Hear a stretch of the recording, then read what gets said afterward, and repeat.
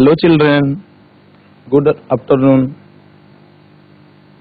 आजिकार यही virtual class को मु श्री समीर रणा को पीपीएस तरकेरा स्वागत करुच्ची एवं समस्त अष्टम श्रेणी छात्र छात्री मानक स्वागत करुच्ची ओ गाइड टीचर मानक मोर नमस्कार।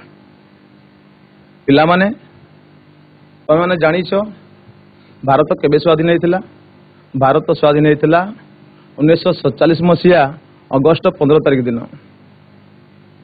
यही स्वाधीनता पाइबा पई आम भारतीय माने केते विद्रोह केते आंदोलन करिसंती तुम मैंने जानिछ। ताहेले सेमतिया आज आमे अष्टम श्रेणी इतिहास बहिर षष्ठ अध्याय अमेरिका और यूरोप जातीयतावादी आंदोलन और अमेरिकार स्वाधीनता संग्राम विषय पढ़ा। ताहले चलो आमे एबे बोर्ड को जीवा। देखो पिला माने ये होची अमेरिका और यूरोप रे जातीयतावादी आंदोलन अमेरिकार स्वाधीनता संग्राम। ये देखो ये मैप रे ये होची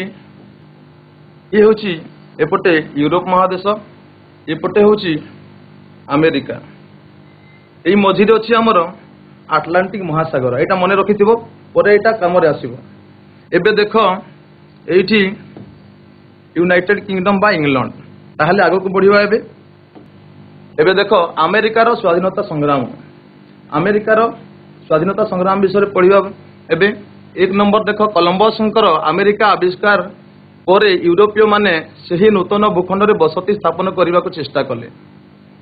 कोलंबस अमेरिका आविष्कार कोलंबस अमेरिका आविष्कार कर सारा पर कौन कले यूरोपीय माने सही नूतन भूखंड रे अर्थात अमेरिका रे कौन कले से बसती स्थापन कले। 1920 ख्रीष्टाब्द इंग्लैंड रो राजा प्रथम जेम्स। इंग्लैंड राजा किए थे? प्रथम जेम्स। 1920 मसीह इंग्लैंड राजा थे प्रथम जेम्स। से प्रोटेस्टांट मतवादी मानक उपेक्षा करुले। प्रोटेस्टांट मतवादी मानक से कौन करते? उपेक्षा करुले। माने से मानक बेसी ध्यान दौ नथिले, से माने ग्रहण करू नथिले। तांकर कथावार्ता हो कि विचार को से माने कौन करथिले? ग्रहण करू नथिले। तेणु तले प्रोटेस्टांट दले से तले लिखा है सेटा दले। तेणु दले प्रोटेस्टांट मतवादी मे फ्लावर नामक एक जहाज रे आसी मासाचुसेट ठारे अवतरण कले और बसती स्थापन कले। कौन कले से माने जो प्रोटेस्टांट मतवादी माने थिले से प्रोटेस्टांट मतवादी माने कौन कले? मे फ्लावर नामक एक जहाज रे आसी मासाचुसेट होची अमेरिका रे। मासाचुसेट रे कौन कले?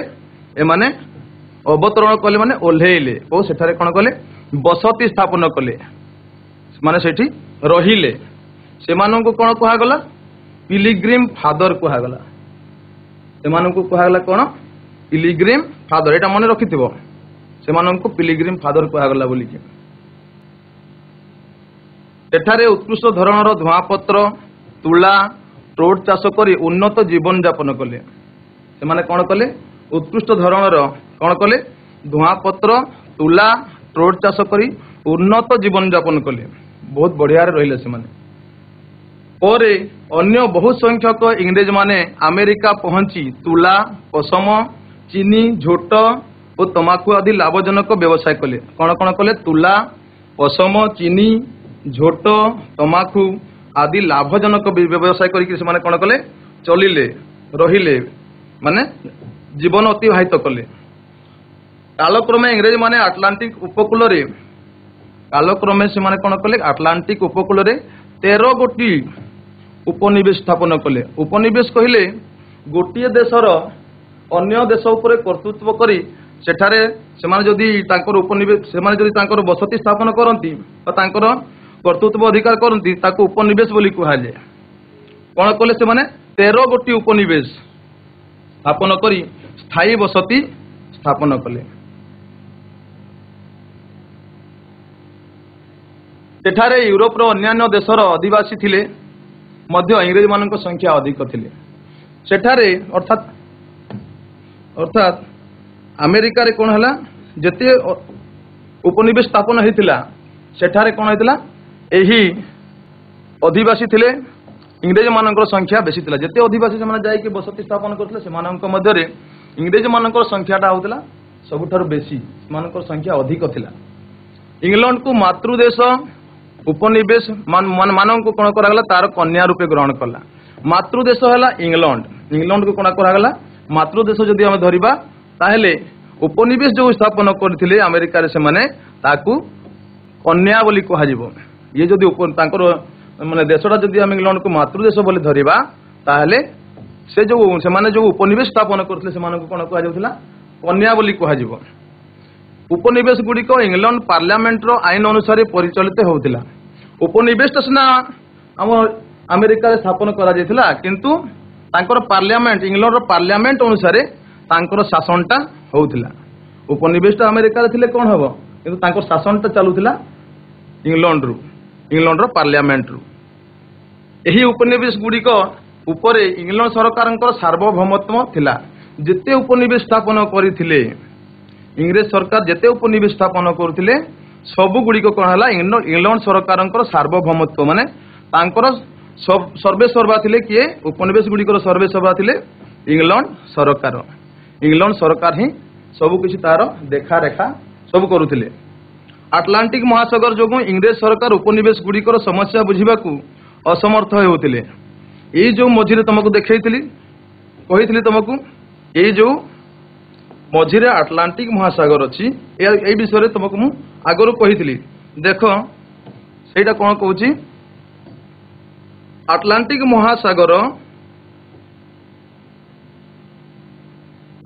महासागर जोगु इंग्रेज सरकार और उपनिवेश गुड़िकर समस्या बुझा असमर्थ होते अर्थात यही जो मझिरे आटलांटिक महासागरटा अच्छी से आटलांटिक महासागर थिबा जोगु सेमानकर समस्या बुझिबारे कौन होता असुविधा होता से असुविधार सम्मुखीन होते तथापि आर्थिक लाभ दृष्टि उपनिवेश गुड़िक निजर मालिकाना जारी रखिथिले।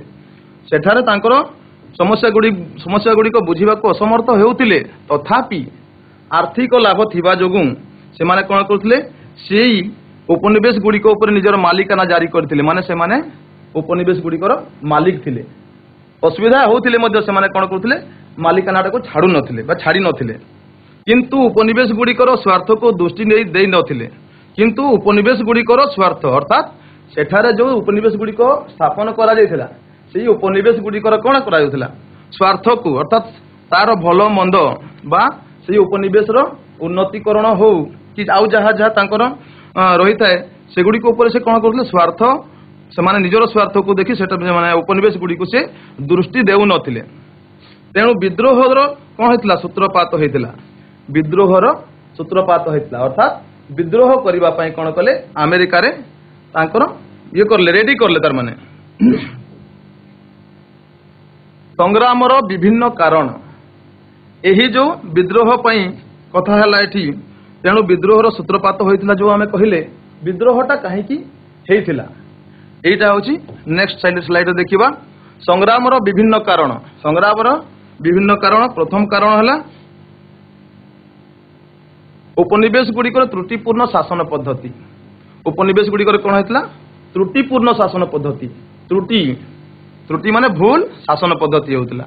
एकचाटिया वाणिज्य नीति एकचाटिया कले मनमुखी शासन मु जहा कली एकुटिया कली माने इंग्लैंड सरकार जहाँ चाहिए ताहा कले स्टाम्प आईन प्रणयन करने जोगु। नेक्स्ट है कर धार्य से मानक ऊपर कौन कले कर बसाइले विभिन्न प्रकार कर बसाइले। तापर आसिला बोस्टन चा संघर्ष ताले देखिबा पिला माने एक नंबर कौन अच्छी उपनिवेश गुड़िकर त्रुटिपूर्ण शासन पद्धति। उपनिवेश गुड़िकर त्रुटिपूर्ण शासन पद्धति कौन थिला से माने कौन त्रुटि करुथिले उपनिवेश रे जणे जणे शासनकर्ता बा गवर्नर थिले सेही उपनिवेश जो गठन करा जायतिला सेही उपनिवेश रे कौन करा जायतिला जणे शासनकर्ता थिले जे कि सबु किछि बुझुथिले उपनिवेश रो जहा जहा कार्यक्रम थिला सबुटा को से कौन करथिले जणे बुझुथिले तांको कौन कहा जाउथिला गवर्नर कहा जाउथिला से शासनकर्ता जे थिले तांको गवर्नर कहा जाउथिला से थिले से उपनिवेश रो मुख्य गवर्नर इंग्लैंड रो राजांकर जणे प्रतिनिधि भाव रे अवस्थापित हेउथिले शासनटा सीना सी करुले गवर्नर सी शासनटा करुले किंतु प्रकृति में प्रतिनिधि भाव में कार्य करुले किंतु मुख्य किए थे इंग्लैंड राजा मुख्य थिले तांकर प्रतिनिधि हिसाब से गवर्नर को से अवस्थापित करथिले किंतु प्रकृत कार्यटा करुले इंग्लैंड राजा तांकर वेतन उपनिवेश राजकोष रु दिया जाउथिला उपनिवेश कौन होता राजकोष उपनिवेश जो स्थापन करते बसती स्थापन करते जिते आदाय होता तांकर कौन से ही आदाय हो बा राजकोष रु कौन करा उपनिवेश ये जो आम गवर्नर ने से गवर्नर को कौन करा राजकोष रु उपनिवेश राजकोष रु ही खर्च बहन करा खर्च दि जाता वेतन दि जाता यह उपनिवेश प्रतिनिधि सभा मंजूर करुले एठारे कौन करुले प्रतिनिधि सभा गुड़े थिला से प्रतिनिधि सभा कौन करुला केते पाइबे केते नेबे केते दियाजिबो एटा उपनिवेश प्रतिनिधि सभा गुड़े थिला केते जन सदस्यों को नहीं कि से माने गुटे कौन करथिले प्रतिनिधि सभाटे करथिले से प्रतिनिधि सभा ही विचार करुथिला जे ए गवर्नर को केते पैसा दियाजिबो केते टंका दियाजिबो केते वेतन दियाजिबो उपनिवेश अधिवासी मानक मध्यरु एही सभार सभ्य माने हेउथिले उपनिवेश अधिवासी मानक मध्यरु एही सभार सभ्य माने होउथिले एही जो उपनिवेश स्थापन करा जेतला जते लोक सने रहउथिले अधिवासी माने सेही अधिवासी मानक मध्यरु ही विचार करिके किए किए प्रतिनिधि सभा रे रहिबे सेही ठारु ही कोन करा जाउथला हमर बछा जाउथला सभ्य उपनिवेश अधिवासी मानक मध्यरु एही सभार सभ्य माने हेउथिले एही प्रतिनिधि सभा कर आदाय आईन प्रणयन इत्यादि बहु दायित्वपूर्ण कार्य संपादन करुथिला किंतु तांकर स्वाधीनता नथिला एटा देखो पिला माने स्वाधीनता नथिला एमाने उपनिवेश रो सभ्य बा प्रतिनिधि सभा कर आदाय करुथिला आईन प्रणयन करुथिला बहु दायित्वपूर्ण कार्य संपादन करुथिला किंतु तांकर स्वाधीनता नथिला आगरु कुआ जायछि जे से के कर्तृत्व करुथिले तांकर मुख्य थिले इंग्लैंड राजा तांको अधीन रे माने सब काम करुथिले फल रे गवर्नर और प्रतिनिधि मूलक संस्था मध्य कौन है मतभेद देखा एमाने प्रतिनिधि थिले किंतु तांकर कथा जदि उपनिवेश रे केही मानु नथिले किंबा तांकर कर्तृत्व नथिला सेटा कहा अनुसार होतला इंग्लैंड राजा अनुसार होतला तेणु गवर्नर और प्रतिनिधि मूलक संस्था मध्य कौन है गोटे विभेद सृष्टि है मतभेद सृष्टि है मध्य कौन है मतभेद देखादेला आउ देखा दे सेटा कौन है विवाद आड़ को गला सेटा झगड़ा आड़ को गला तेणु उपनिवेश अधिवासी माने संग्राम पाई आग रहिले यही सब कारण जो कौन है उपनिवेश अधिवासी माने संग्राम पाई आगे आसिले तापर नेक्स्ट स्लाइड को जीवा एक चाटिया कौन कही वाणिज्य नीति एक चाटिया वाणिज्य नीति कौन इंग्लैंड रो जो सब पदार्थ उत्पादित होउथिला ताहा केवल अमेरिका रो इंग्लैंड को निया जिवो अर्थात इंग्लैंड रो जो सब पदार्थ उत्पादित होइथिला ताहा केवल अमेरिका रो इंग्लैंड को निया जिवो जहाँ सब उत्पादित होउथिला द्रव्य इंग्लैंड रे सेटा केवल कौन होइथिला अमेरिका रो इंग्लैंड को जीव अमेरिका जिते सब पदार्थ उत्पादित होउथिला उपनिवेश मानक द्वारा से पदार्थटा हो बा देशर जहाँ पदार्थ उत्पादित होउथिला सेटा अमेरिका रो खाली इंग्लैंड को जीव अन्य कौन देश को आउ पठै पारिबे नहीं इंग्लैंड रो जहाज व्यतीत अन्य देशर जहाज रे माल पत्र नेबा आनिबा होई पारिबो नहीं बुझी पारलो पिला माने इंग्लैंड रो जहाज व्यतीत अन्य देशर जहाज रे माल पत्र नेबा आनिबा होई पारिबो नहीं आउ अन्य कोनोसी देशर जहाज रे माल पत्र नेबा आनिबा पई व्यवहार करा जाई पारिबो नहीं इंग्लैंड रो जहाज व्यतीत अन्य देशर जहाज रे माल पत्र नेबा आनिबा होई पारिबो नहीं 3 नंबर उपनिवेशकारी माने तमाखु कपा चीनी प्रभृति द्रव्य इंग्लैंड व्यतीत अन्य देश को रप्तानी करि पारिबे नहीं उपनिवेशकारी माने यही जो उपनिवेश थिला कौन करिवे से माने तमाकू कपा चीनी प्रभृति द्रव्य इंग्लैंड व्यतीत अन्य कोनोसी देश को बिक्री करि पारिबे बा अन्य देश को रप्तानी करि पारिबे नहीं रप्तानी कहले पठेइबा आमदानी कहले आनिबा इंग्लैंड रो लौह कार्पास शिल्प इंग्लैंड रो लौह कार्पा शिल्प गुड़ी को उपनिवेश रे स्थापन करा जाई परिबो नहीं। इंग्लैंड रो लौह और कार्पा शिल्प गुड़ी को उपनिवेश रे स्थापन करा जाई परिबो नहीं। इंग्लैंड जहाँ लौह और कार्पा शिल्प गुड़ी को कौन कहते उपनिवेश रे स्थापन करा जाई परिबो नहीं बोली से देइथिले। तांकर उपनिवेश रो आर्थिक उन्नति प्रति दृष्टि न देबारु अर्थनीति दुर्बल होई कौन हैला दुर्बल होई पड़िला। उपनिवेश रो आर्थिक अर्थात खाली आमे आदा होतबा पैसा को इंग्लैंड को पठै देबा आउ तार व्यवहार जदि उपनिवेश रो उन्नतिकरण पई न करिबा ताहले जेमिति हेले उपनिवेश रो कौन हैला आर्थिक उन्नति कौन हैला दुर्बल होबा को लागिला। नेक्स्ट स्लाइड को जिबा। देखो स्टाम्प आईन प्रणयन। स्टाम्प आईन प्रणयन कौन 1765 ख्रीष्टाब्द रे स्टाम्प आईन प्रणयन करागला। एटा मने रखिता पिला माने इतिहास पढ़िला बेले को सब बेले 1765 हमर ख्रीष्टाब्द गुडी को मने रखिबा उचित। 1765 ख्रीष्टाब्द रे स्टाम्प आईन प्रणयन करागला। एही आईन अनुसार जमी किणा बिका देखो जमी किणा बिका एठी कोन लिखा है स्टाम्प आईन प्रणयन जमी किणा बिका दलिल दस्तावेज दानपत्र आदान प्रदान रे कौन होता गोटे स्टाम्प लगुला। जो स्टाम्प की कौन है जो स्टाम्पटा लगे कि तुम कौन कर कौन करुले जमी किणा बिका दलिल दस्तावेज दानपत्र आदान प्रदान आदि रे गोटे स्टाम्प लगुला। से स्टाम्प रो मूल्य इंग्रेज सरकार पाइबे। ये जो स्टाम्पटा है से स्टाम्पटा कौन है इंग्रेज सरकार पाइबे। आमर अमेरिका रे होतला जमी किणा बिका दलिल दस्तावेज दानपत्र किंतु से जो स्टाम्पटा लागुला ए स्टाम्पटा को कौन होतला अमेरिका रू जाई कि पैसाटा को माने हम इंग्लैंड रो मूल्यटा कौन होतला स्टाम्प रो मूल्यटा इंग्लैंड सरकार पाउथिले। से स्टाम्प रो मूल्य इंग्रेज सरकार पाउथिले। एही आईन प्रणयन समय उपनिवेश कौन सभ्य नथिले तेणु आंदोलन करथिले।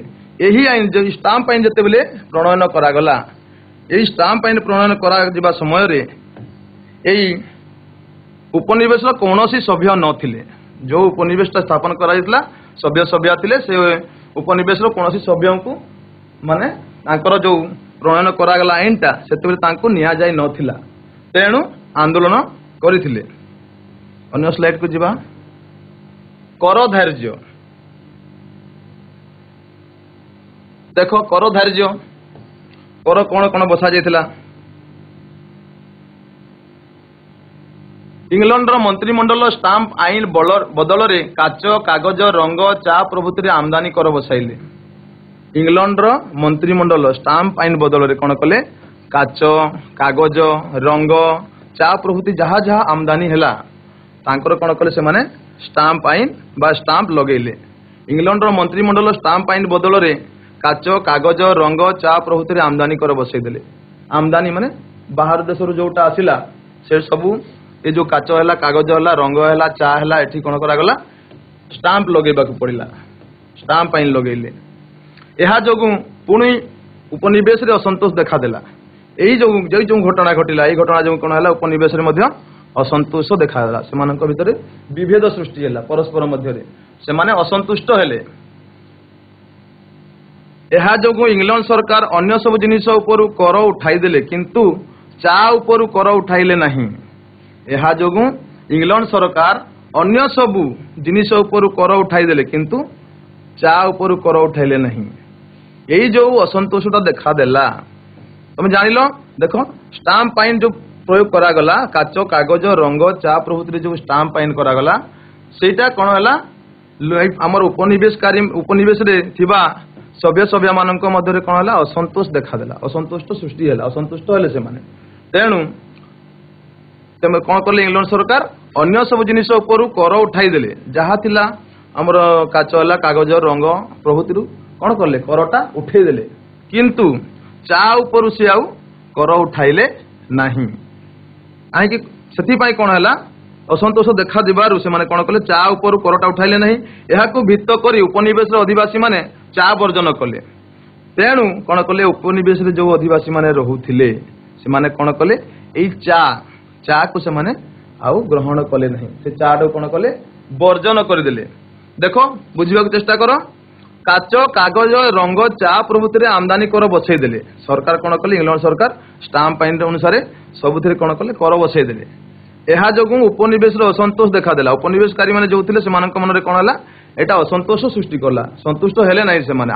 ତେଣୁ କଣ ହେଲା, ଇଂଲଣ୍ଡ ସରକାର କଣ କଲେ, ଅନ୍ୟ ସବୁ ଜିନିଷ ଉପରୁ କର ଉଠାଇ ଦେଲେ। ମାନେ କାଚରୁ ବି ଉଠେଇ ଦେଲେ, କାଗଜରୁ ବି ଉଠେଇ ଦେଲେ, ରଙ୍ଗରୁ ବି ଉଠେଇ ଦେଲେ, କିନ୍ତୁ ଚା ଉପରୁ କର ଉଠେଇଲେ ନାହିଁ। ଏହାକୁ ଭିତ୍ତି କରି ଉପନିବେଶର ଅଧିବାସୀ ମାନେ ଚା ବର୍ଜନ କଲେ। ଏହାକୁ ଭିତ୍ତି କରି ମାନେ ଏଇ ସବୁ କାରଣ ଯୋଗୁଁ କଣ ହେଲା, ଉପନିବେଶର ଅଧିକାରୀ ମାନେ ଚା ବର୍ଜନ କଲେ। ସେମାନେ ଆଉ ଚା ଯେତେ ଆସିଲେ ବି ସେମାନେ ଆଉ ଚା କୁ ଗ୍ରହଣ କଲେ ନାହିଁ। ବୋଷ୍ଟନ ଚା ସଂଘର୍ଷ। ବୋଷ୍ଟନ ଚା ସଂଘର୍ଷ କଣ? ଚା ଉପରେ କର ପ୍ରତ୍ୟାହାର ନ କରିବାରୁ 1773 ଖ୍ରୀଷ୍ଟାବ୍ଦରେ, ଖ୍ରୀଷ୍ଟାବ୍ଦଟା ଟିକେ ମନେ ରଖିଥିବ, 1773 ଖ୍ରୀଷ୍ଟାବ୍ଦରେ ଇଂଲଣ୍ଡରୁ ଆସୁଥିବା ଏକ ଚା ବୋଝେଇ ଜାହାଜ ମାସାଚୁସେଟ୍ସ ର ବୋଷ୍ଟନ ବନ୍ଦରରେ ପହଞ୍ଚିଲା। ଏଇ ଚା ଉପରେ କର ପ୍ରତ୍ୟାହାର ନ କରିବାରୁ 1773 ଖ୍ରୀଷ୍ଟାବ୍ଦରେ ଇଂଲଣ୍ଡରୁ ଆସୁଥିବା ଏକ ଚା ବୋଝେଇ ଜାହାଜ ମାସାଚୁସେଟ୍ସ ର ବୋଷ୍ଟନ ବନ୍ଦରରେ ପହଞ୍ଚିଲା। ଏଟା ବୁଝିବାକୁ ଚେଷ୍ଟା କର। ଚା ଉପରେ କର ପ୍ରତ୍ୟାହାର କଲେ ନାହିଁ। ଇଂଲଣ୍ଡ ସରକାର ଚା ଉପରୁ କର ପ୍ରତ୍ୟାହାର କଲେ ନାହିଁ। ନ କରିବାରୁ, ଏଟା ଗୋଟେ ଅଲଗା ବାକ୍ୟ। ଏଠି ଦେଖ, ଚା ଉପରେ କର ପ୍ରତ୍ୟାହାର ନ କରିବାରୁ, ଇଏ ଗୋଟେ ଅଲଗା ବାକ୍ୟ। ଆଉ 1773 ଖ୍ରୀଷ୍ଟାବ୍ଦରେ ଇଂଲଣ୍ଡରୁ ଆସୁଥିବା ଏକ ଚା ବୋଝେଇ ଜାହାଜ ମାସାଚୁସେଟ୍ସ ର ବୋଷ୍ଟନ ବନ୍ଦରରେ ପହଞ୍ଚିଲା। ଇଏ ତ ସେଟା ନେକ୍ସଟ ସ୍ଲାଇଡ, ଆଗ ସ୍ଲାଇଡ ର ଏଟା ଚା ଉପରେ କର ପ୍ରତ୍ୟାହାର ନ କରିବାରୁଟା ଇଏ ହଉଛି ନେକ୍ସଟ ଗଲା ସ୍ଲାଇଡ ର। 1773 ଖ୍ରୀଷ୍ଟାବ୍ଦରେ ଇଂଲଣ୍ଡରୁ ଆସୁଥିବା ଏକ ଚା ବୋଝେଇ ଜାହାଜ ମାସାଚୁସେଟ୍ସ ର ବୋଷ୍ଟନ ବନ୍ଦରରେ ପହଞ୍ଚିଲା। ଏଟା କଣ ହେଲା, ବୋଷ୍ଟନ ବନ୍ଦରରେ ସେ ପହଞ୍ଚିଲା। ଦେଖ, 1773 ଖ୍ରୀଷ୍ଟାବ୍ଦରେ ଇଂଲଣ୍ଡରୁ ଆସୁଥିବା ଏକ ଚା ବୋଝେଇ ଜାହାଜ ମାସାଚୁସେଟ୍ସ ର ବୋଷ୍ଟନ ବନ୍ଦରରେ ପହଞ୍ଚିଲା। ଆନ୍ଦୋଳନକାରୀ ମାନେ ଲୋହିତ ଭାରତୀୟଙ୍କ ଛଦ୍ମବେଶ ଧରି ଜାହାଜ ମଧ୍ୟରେ ପ୍ରବେଶ କଲେ। ଏଇ ଯୋଉ ଆମେରିକାର ଆନ୍ଦୋଳନକାରୀ ମାନେ ଥିଲେ, ସେଇ ଆନ୍ଦୋଳନକାରୀ ମାନେ କଣ କଲେ, ଲୋହିତ ଭାରତୀୟଙ୍କ ଛଦ୍ମବେଶରେ କଣ କଲେ, ସେମାନେ ଜାହାଜ ମଧ୍ୟରେ ପ୍ରବେଶ କଲେ। ଜାହାଜ ଭିତରକୁ ସେମାନେ କଣ କଲେ, ପ୍ରବେଶ କରିଗଲେ। ଜାହାଜ ଭିତରକୁ ପ୍ରବେଶ କରିଗଲା ପରେ କଣ କରିଛନ୍ତି ଦେଖିବା। ଶହ ଶହ ଚା ପେଡିକୁ ସମୁଦ୍ର ଭିତରକୁ, ଶହ ଶହ ଚା ପେଡି, ସେଇ ଜାହାଜରେ ଯେତେ ଥିଲା ଚା ପେଡି, ସେଇ ଚା ପେଡି ଭିତରୁ ଶହ ଶହ ଚା ପେଡିକୁ କଣ କଲେ, ସମୁଦ୍ର ମଧ୍ୟକୁ ନିକ୍ଷେପ କଲେ। ନିକ୍ଷେପ କରିବା ଅର୍ଥ ଫିଙ୍ଗିଦେଲେ। ଶହ ଶହ ଚା ପେଡିକୁ ସେମାନେ କଣ କଲେ, ସମୁଦ୍ର ମଧ୍ୟକୁ ନିକ୍ଷେପ କରିଦେଲେ। ଏହାକୁ ବୋଷ୍ଟନ ଟି ନାମରେ ବର୍ଣ୍ଣନା କରାଯାଇଛି। ଦେଖ, ବୋଷ୍ଟନ ଟି କହିଲେ କଣ? ବୋଷ୍ଟନ ଟି କାହାକୁ କୁହାଯାଏ? ଶହ ଶହ ଚା ପେଡିକୁ ସମୁଦ୍ର ମଧ୍ୟକୁ ନିକ୍ଷେପ କଲେ। ଏହାକୁ ବୋଷ୍ଟନ ଟି ନାମରେ ବର୍ଣ୍ଣନା କରାଯାଇଛି। ଏହାର ଫଳସ୍ୱରୂପ ଇଂଲଣ୍ଡର ପ୍ରଧାନମନ୍ତ୍ରୀ ଲର୍ଡ ନର୍ଥ, ଇଂଲଣ୍ଡର ପ୍ରଧାନମନ୍ତ୍ରୀ ଲର୍ଡ ନର୍ଥ, ନାଁଟା ଟିକେ ମନେ ରଖିଥିବ। ଦେଖ ଆଉଥରେ, ଶହ ଶହ ଚା ପେଡିକୁ ସମୁଦ୍ର ମଧ୍ୟକୁ ନିକ୍ଷେପ କଲେ। ଏହାକୁ ବୋଷ୍ଟନ ଟି ନାମରେ ବର୍ଣ୍ଣନା କରାଯାଇଛି। ଏହାର ଫଳସ୍ୱରୂପ ଇଂଲଣ୍ଡର ପ୍ରଧାନମନ୍ତ୍ରୀ ଲର୍ଡ ନର୍ଥ ଆଇନ ପ୍ରଣୟନ କରି ବୋଷ୍ଟନ ବନ୍ଦରକୁ ବନ୍ଦ କରିଦେଲେ। ଆଇନ ପ୍ରଣୟନ କରି ସେ ଗୋଟିଏ ଆଇନ କରିଦେଲେ। ଆଉ କଣ କଲେ, ଏଇ ବୋଷ୍ଟନ ବନ୍ଦରକୁ ପୁରାପୁରି ବନ୍ଦ କରିଦେଲେ। କାହିଁକି ବନ୍ଦ କରିଦେଲେ? ଏଇ ଦେଖ, ଚା ଉପରେ କର ପ୍ରତ୍ୟାହାର ନ ହେବାରୁ 1773 ଖ୍ରୀଷ୍ଟାବ୍ଦରେ ଇଂଲଣ୍ଡରୁ ଆସୁଥିବା ଏକ ଚା ବୋଝେଇ ଜାହାଜ ମାସାଚୁସେଟ୍ସ ର ବୋଷ୍ଟନ ବନ୍ଦରରେ ପହଞ୍ଚିଲା। ସେଇଟା ବୋଷ୍ଟନ ବନ୍ଦରରେ ପହଞ୍ଚିଲା। ଯେହେତୁ ବୋଷ୍ଟନ ଭଳିଆ ସହରରେ ବା ବନ୍ଦରରେ ସେଟା ହେଇଛି, ସେଥିପାଇଁ ଦେଖ ତାପରେ କଣ ହେଲା, ଆନ୍ଦୋଳନକାରୀ ମାନେ ଲୋହିତ ଭାରତୀୟଙ୍କ ଛଦ୍ମବେଶ ଧରି ଜାହାଜ ମଧ୍ୟରେ ପ୍ରବେଶ କଲେ। ସେମାନେ କଣ ଛଦ୍ମବେଶରେ ପଶିଲେ? ସେମାନେ ଲୋହିତ ଭାରତୀୟଙ୍କ ଛଦ୍ମବେଶ ଧରି ସେମାନେ କଣ କଲେ, ଜାହାଜ ମଧ୍ୟରେ ପ୍ରବେଶ କରିଗଲେ। ଆଉ ଶହ ଶହ ପେଡିକୁ, ଚା ପେଡିକୁ ସମୁଦ୍ର ମଧ୍ୟକୁ ନିକ୍ଷେପ କଲେ। ଏହାକୁ ବୋଷ୍ଟନ ଟି ନାମରେ ବର୍ଣ୍ଣନା କରାଯାଇଛି। ବୋଷ୍ଟନ ଟି ତାହେଲେ ବୁଝିଗଲା। ଏବେ ବୋଷ୍ଟନ ଟି କାହାକୁ କୁହାଗଲା? ସେଇ ଚା ପେଡି ଗୁଡିକୁ ଫିଙ୍ଗି ଦେବାରୁ ସେଇ ସ୍ଥାନ ବା ସେଇ ବନ୍ଦର ନାଁ ଅନୁସାରେ ଏଟାକୁ ବୋଷ୍ଟନ ଟି ନାମରେ ବର୍ଣ୍ଣନା କରାଯାଇଛି। ଏହାର ଫଳସ୍ୱରୂପ ଇଂଲଣ୍ଡର ପ୍ରଧାନମନ୍ତ୍ରୀ ଲର୍ଡ ନର୍ଥ ଆଇନ ପ୍ରଣୟନ କରି ବୋଷ୍ଟନ ବନ୍ଦରକୁ ସବୁଦିନ ପାଇଁ କଣ କଲେ, ବନ୍ଦ କରିଦେଲେ। ଠିକ ଅଛି ପିଲାମାନେ, ଆମେ ନେକ୍ସଟ ସ୍ଲାଇଡ କୁ ଯିବା। ଠିକ ଅଛି, ଏବେ ପ୍ରଶ୍ନାବଳୀ ଦେଖିବା। ଆମେରିକାର ସ୍ୱାଧୀନତା ସଂଗ୍ରାମର କାରଣ ଗୁଡିକ କଣ? ଆମେରିକାର ସ୍ୱାଧୀନତା ସଂଗ୍ରାମର କାରଣ ଗୁଡିକ କଣ? ଉପନିବେଶ ଗୁଡିକର ତ୍ରୁଟିପୂର୍ଣ୍ଣ ଶାସନ ପଦ୍ଧତିରେ ଏବଂ ଏକାଚାଟିଆ ବାଣିଜ୍ୟ ନୀତି, ଷ୍ଟାମ୍ପ ଆଇନ ପ୍ରଣୟନ, କର ଧାର୍ଯ୍ୟ, ବେଷ୍ଟନ ଚା ସଂଘର୍ଷ, ବିଦ୍ରୋହ ଆରମ୍ଭ। ଭେରି ଗୁଡ ପିଲା। ହଁ ଦେଖ ଆମେରିକାର ସ୍ୱାଧୀନତା ସଂଗ୍ରାମର କାରଣ ଗୁଡିକ କଣ? ଉପନିବେଶର ତ୍ରୁଟିପୂର୍ଣ୍ଣ ଶାସନ, ଏକଚାଟିଆ ବାଣିଜ୍ୟ ନୀତି, ଷ୍ଟାମ୍ପ ଆଇନ, କର ଧାର୍ଯ୍ୟ, ବୋଷ୍ଟନ ଚା ସଂଘର୍ଷ। ବଢିଆ କହିଛନ୍ତି, ବହୁତ ବହୁତ ଧନ୍ୟବାଦ। 2 ନମ୍ବର ପ୍ରଶ୍ନ ଦେଖ, ବୋଷ୍ଟନ ଚା ସଂଘର୍ଷ କେତେ ଖ୍ରୀଷ୍ଟାବ୍ଦରେ ହୋଇଥିଲା? 1773 ମସିହାରେ ବୋଷ୍ଟନ ଚା ସଂଘର୍ଷ ହୋଇଥିଲା। 1773 ମସିହା 1773 ମସିହାରେ ବୋଷ୍ଟନ ଚା ସଂଘର୍ଷ ହୋଇଥିଲା।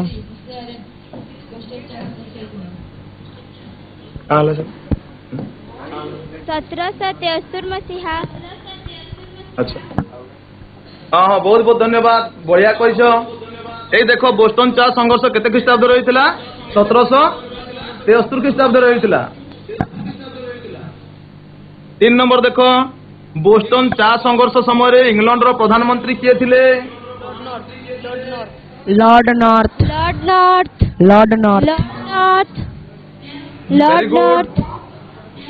Very good.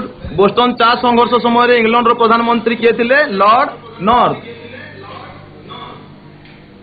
4 ନମ୍ବର ପ୍ରଶ୍ନ ଦେଖ, କେତେ ଖ୍ରୀଷ୍ଟାବ୍ଦରେ ଷ୍ଟାମ୍ପ ଆଇନର ପ୍ରଣୟନ କରାଯାଇଥିଲା?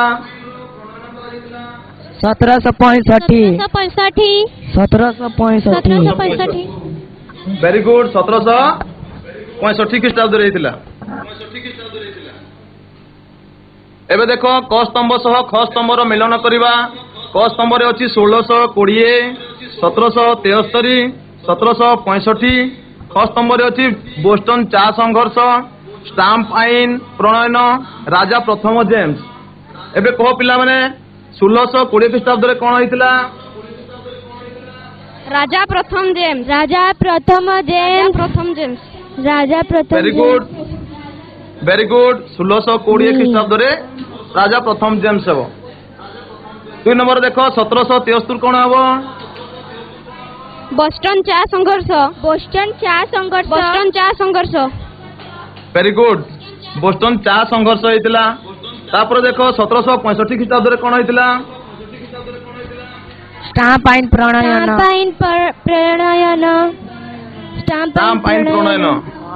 ଠିକ ଅଛି। 1620 ଖ୍ରୀଷ୍ଟାବ୍ଦରେ ରାଜା ପ୍ରଥମ ଜେମ୍ସ, 1773 ଖ୍ରୀଷ୍ଟାବ୍ଦରେ ବୋଷ୍ଟନ ଚା ସଂଘର୍ଷ, 1765 ଖ୍ରୀଷ୍ଟାବ୍ଦରେ ଷ୍ଟାମ୍ପ ଆଇନ ପ୍ରଣୟନ ହୋଇଥିଲା। ଆଉ ତମ ପାଇଁ ଏବେ ଦେଖ ଗୃହ କାର୍ଯ୍ୟ କଣ ଦିଆହେଇଛି, ଲେଖି ରଖ ଖାତାରେ। ଆମେରିକାକୁ ଇଂରେଜ ମାନେ ଉପନିବେଶ ସ୍ଥାପନ ପାଇଁ କାହିଁକି ମନୋନୀତ କରିଥିଲେ? କାରଣ ଗୁଡିକ ଚିନ୍ତା କରି ଲେଖିବ। କଣ ଲେଖିବ? ଆମେରିକାକୁ ଇଂରେଜ ମାନେ ଉପନିବେଶ ସ୍ଥାପନ ପାଇଁ କାହିଁକି ମନୋନୀତ କରିଥିଲେ? କାରଣ ଗୁଡିକୁ ଚିନ୍ତା କରି ଲେଖିବାର ଅଛି। 2 ନମ୍ବର, ଏକ ପୃଥିବୀ ମାନଚିତ୍ର ଅଙ୍କନ କରି ଇଂଲଣ୍ଡ ଓ ଉତ୍ତର ଆମେରିକାର ବୋଷ୍ଟନ ବନ୍ଦର ଦର୍ଶାଅ। ତମମାନଙ୍କୁ ମୁଁ ଦେଖେଇଥିଲି ସେଇ ଯୋଉ ମ୍ୟାପଟା କରାଯାଇଥିଲା, ସେଇ ମ୍ୟାପରେ ଯେମିତି ଅଛି ପୃଥିବୀର ଗୋଟିଏ ମାନଚିତ୍ର ଅଙ୍କନ କରିବ, ଇଂଲଣ୍ଡ ଓ ଉତ୍ତର ଆମେରିକାର ବୋଷ୍ଟନ ବନ୍ଦରଟା ସେଟାକୁ ଦେଖେଇଦବ। ହଉ, ଥ୍ୟାଙ୍କ ୟୁ।